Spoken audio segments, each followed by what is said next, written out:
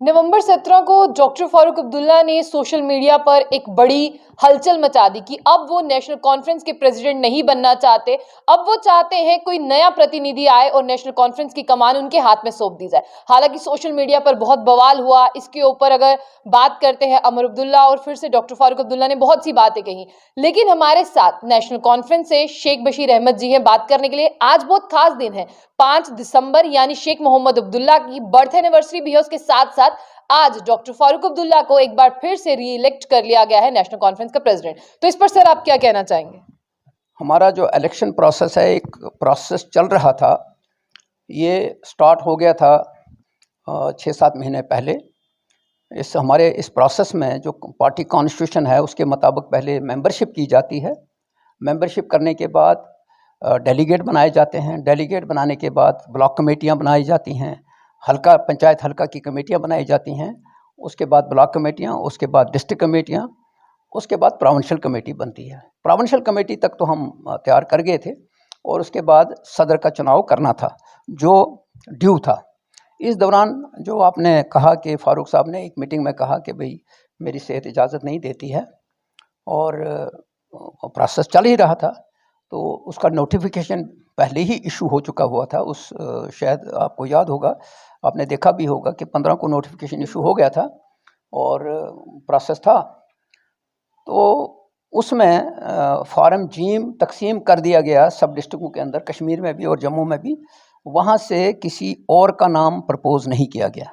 हमारे यहाँ जो फार्म जीम होता है उसमें प्रपोजल्स आते हैं कि अगर कोई और भी हो सकता है तो वो दे सकता है अपना, लेकिन किसी ने प्रपोज़ नहीं किया। तो उसमें आज डेलीगेट सेशन कश्मीर के अंदर नसीम बाग में शेख साहब के मकबरे पे आज जमा हो गए हैं सारे डेलीगेट्स, और वहाँ उन्होंने फ़ैसला ले लिया कि फ़ारूक साहब कंटिन्यू करेंगे आने वाले 5 वर्षों के लिए वो सदर।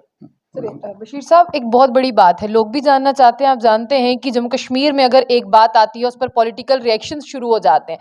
क्या डॉक्टर फारूक अब्दुल्ला ने जब ये कहा, उन्होंने कहा था कि मेरी सेहत इजाजत नहीं देती इसलिए मैं प्रेसिडेंट नहीं बनना चाहता, तो 5 साल के लिए बन गए हैं, क्या अब उनकी सेहत इजाजत देती है उन्हें? क्योंकि उन्होंने यही रीजन बताया था। अल्लाह का शुक्र है कि शेख साहब किसी नौजवान से बेहतर है इस वक्त, लेकिन चूँकि अपना भी उनका चूँकि एज फैक्टर भी है तो उन्होंने महसूस किया। लेकिन जितनी भी हमारी नेशनल कॉन्फ्रेंस है उन्होंने महसूस किया कि इस स्टेज के ऊपर नेशनल कॉन्फ्रेंस की जो लीडरशिप है वो फारूक साहब के बगैर और किसी के नहीं चला सकते। और दूसरा ये है कि जो जम्मू कश्मीर एक क्राइसिस से गुजर रहा है, पॉलिटिकल क्राइसिस है, और साथ साथ जो ब्यूरोक्रेटिक सेटअप यहाँ है, 5 अगस्त 2019 के बाद जो फैसले हैं वो लिए गए हैं, उन सब को निपटने के लिए फारूक अब्दुल्ला से बेहतर कोई और शख्सियत नहीं हो सकती है। इसलिए सब ने यूनानी मसली फैसला लिया कि शेख फारूक साहब जो हैं वो कंटिन्यू करें। चलिए, एक आखिरी सवाल मेरा रहेगा। आप ये भी जानते हैं कि लगातार पॉलिटिकल पार्टीज जो हैं अपोजिशन में बैठी हुई हैं, वो इस पार्टी को भी यही कहते हैं कि यहाँ पर भी भाई भतीजावाद है, यानी बाप के बाद बेटा आएगा और किसी को मौका नहीं दिया जाता।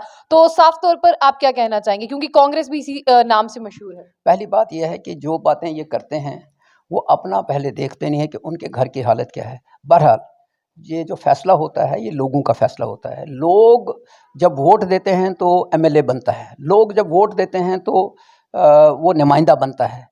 तो फारूक साहब अगर चीफ मिनिस्टर बने तो लोगों के वोट से बने, उमर साहब अगर चीफ मिनिस्टर बने तो लोगों के वोट से। आपको याद होगा कि 2002 में उमर साहब हार गए थे, जब नहीं बने थे तो नहीं बने, जब लोगों ने वोट नहीं दिया तो नहीं बने।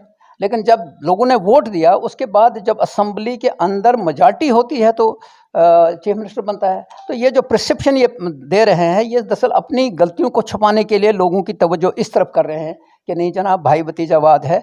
कांग्रेस के अंदर के जो मैं उसकी वकालत तो नहीं करूँगा, लेकिन हमारे अंदर तो डेमोक्रेटिक सेटअप है ना।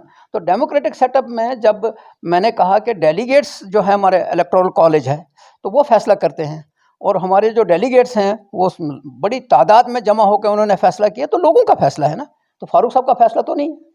चलिए, आने वाले चुनावों में एनसी जो है कितना बेहतर प्रदर्शन करने की कोशिश करेगी, क्योंकि भाजपा तो यहाँ पर दावा करती है कि जीत उनकी निश्चित है? पहली बात है कि भाजपा जिस चीज़ का दावा कर रही है ज़मीनी सतह तो है नहीं।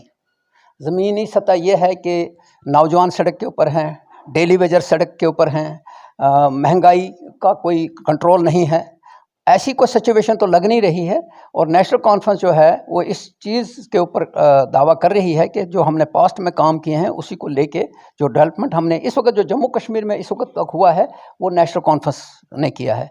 इन्होंने 2014 से लेके आज तक, मैं आपके माध्यम से क्वेश्चन करता हूं कि ये बताएं इन्होंने कौन सा ऐसा प्रोजेक्ट यहाँ शुरू किया, कौन सी ऐसी चीज़ शुरू की जिसमें कोई एम्प्लॉयमेंट हुई है, कोई इन्वेस्टमेंट हुई है। सब झूठ के बुनियाद पे चल रहा है। तो हम लोगों के पास जाएंगे अपने पॉलिसी और प्रोग्राम को लेके, और हमें उम्मीद है कि हम अपने बलबूते पे हुकूमत बनाएंगे। बहुत बहुत शुक्रिया। ये थे हमारे साथ शेख बशीर अहमद, जिन्होंने साफ तौर पर आज बात की हमसे कि फारूक अब्दुल्ला को एक बार फिर से प्रेसिडेंट चुन लिया गया है नेशनल कॉन्फ्रेंस का। तो आपकी क्या राय है उसे जरूर साझा कीजिएगा। तो ऐसी और भी अपडेट्स के लिए देखते रहिए जंग बुलेटिन। आशिया खान के साथ।